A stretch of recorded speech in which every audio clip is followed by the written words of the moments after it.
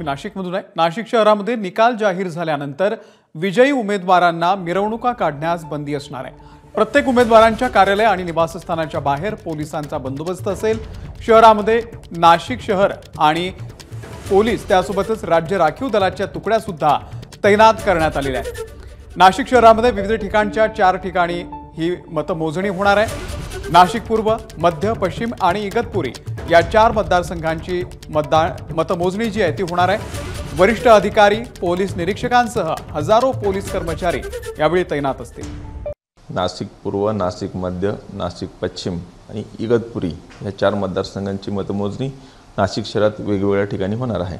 एकूण 4 ठिकाणी मिळून 20 ते 22 पोलीस निरीक्षक आणि जवळपास 60 ते 65 API PSI दर्जाचे अधिकारी असणार आहेत। उमेदवारांचे घर, कार्यालय किंवा त्यांचा जो परिसर आहे या ठिकाणी पेट्रोलिंग राहील, त्याचबरोबर फिक्स पॉईंटही असणार आहे। विजय साजरा करताना कोणालाही काही त्रास होणार नाही, अडचण होणार नाही आणि कायद्याचं पूर्णपणे पालन होईल अशा प्रकारचे आम्ही त्यांना नोटीस देणार आहोत। आम्ही शक्यतो विजय मिरवणूक कोणी काढू नये असं आवाहन देखील करणार आहोत। ABP माझा, उघडा डोळे बघा नीट।